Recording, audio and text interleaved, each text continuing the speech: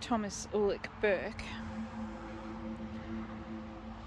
He was 42 years old and he was a bank manager of the Bank of Australasia in Smythesdale, which was on the south side of the Courthouse Hotel.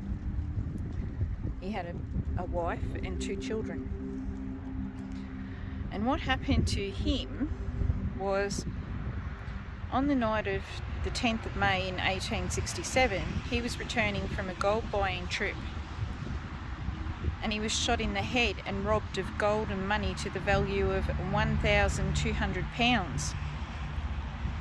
The body was discovered the next day and there was a reward offered by the bank for information leading to the capture of the murderers. They offered £300.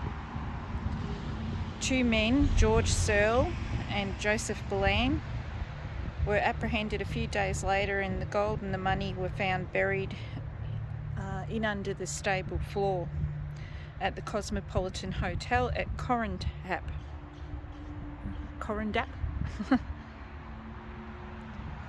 And it was owned by George Searle, one of the accused.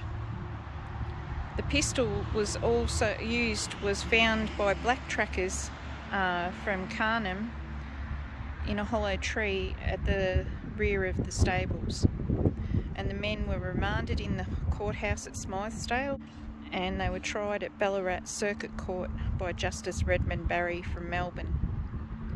They were found guilty and they were hanged at Ballarat on the 7th of August in 1867, and the gallows from the Ballarat jail have been reconstructed at the Smythesdale Courthouse. So that's the story behind Thomas Ulrich Burke. 41 years, what a shame.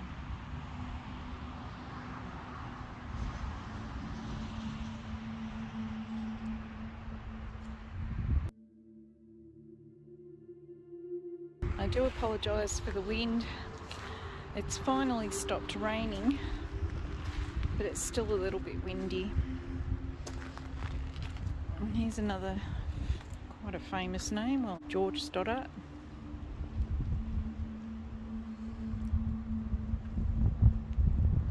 I can't read the other one.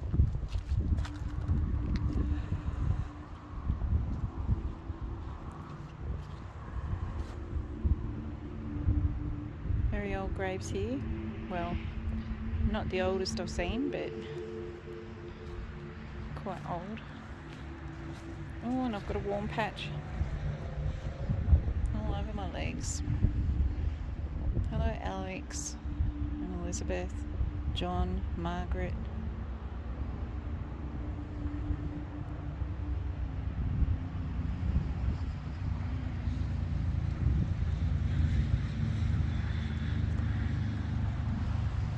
This is an old one too, but no marker to say who's there.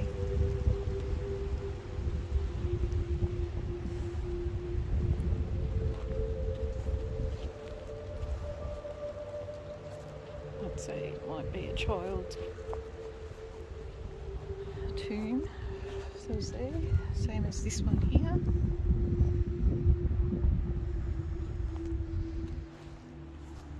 Thank you for talking to me. I've already heard a bit of a whisper.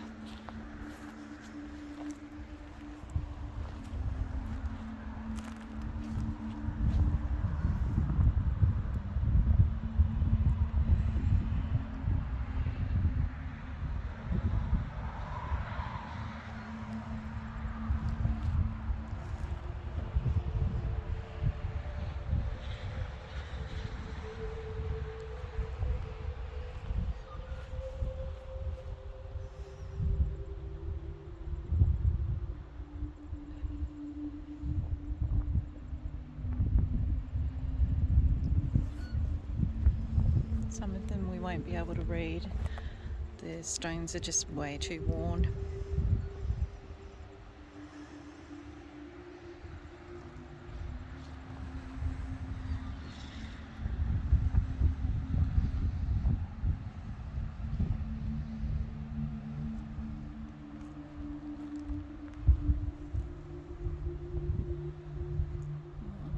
darling. In loving memory of our dear parents, Norman Campbell Wilson died on the 4th of the 6th, 51, aged 61. Maud Winifred died on the 20th of the 12th, 79, aged 79. And their son, Campbell William, who died on the 24th of the 2nd, 30, aged 5. I hope they're peacefully sleeping.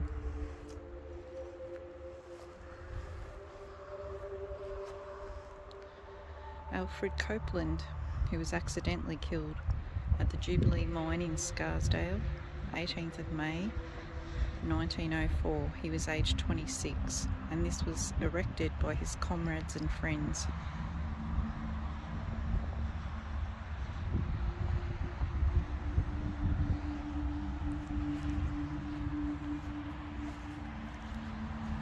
Now, I am walking on other graves. I know I am, because there are unmarked graves about as well. A fine woman, faithful wife, trusted friend, dutiful mother, never forgotten. This lady died in 2000. Dorothy Vale.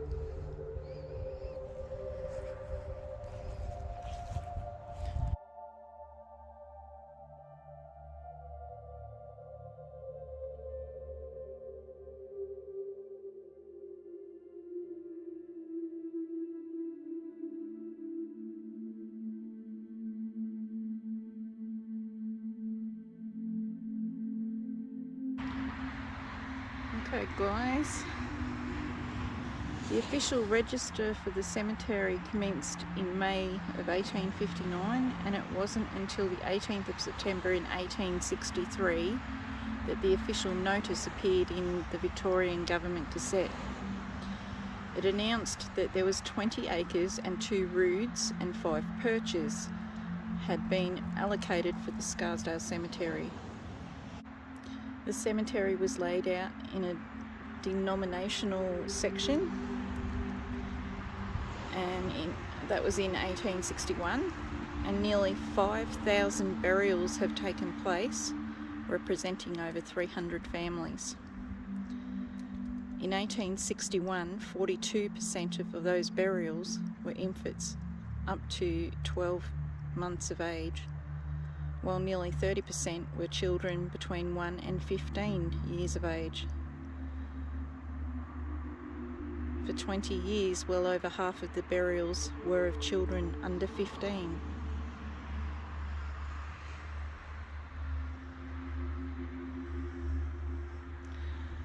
I used to come here in the springtime, and there would be beautiful flowers absolutely everywhere.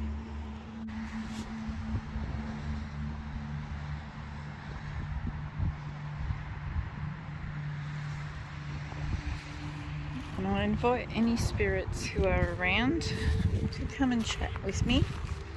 I may not be able to hear you in real time, although sometimes I do. But when I play this video back, which records the moment, I should be able to hear you. And you've spoken to me here before. I came here many years ago.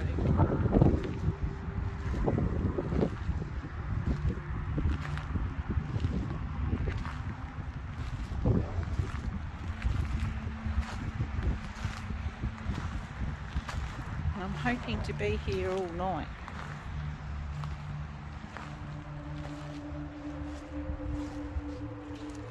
Now this one here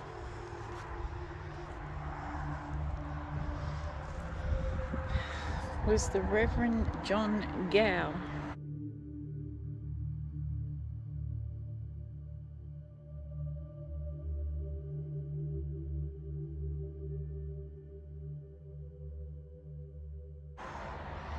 He was born in 1830 in Glasgow, and he was a son of a merchant, John Gow. He was educated at the University of Glasgow. Although he was licensed in the Presbytery of Glasgow, John came to Australia in 1847 with the intention of being a sheep farmer.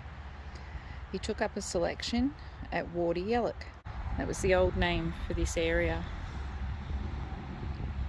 The local community had limited religious support, and so he responded to the call and was ordained on the 6th of November 1847 at Scott's Church in Melbourne to the pastoral charge of Colac and Wardielloc. He was the first Presbyterian minister ordained in Victoria. He was later appointed to Smythesdale and Scarsdale, which is the area I'm currently in.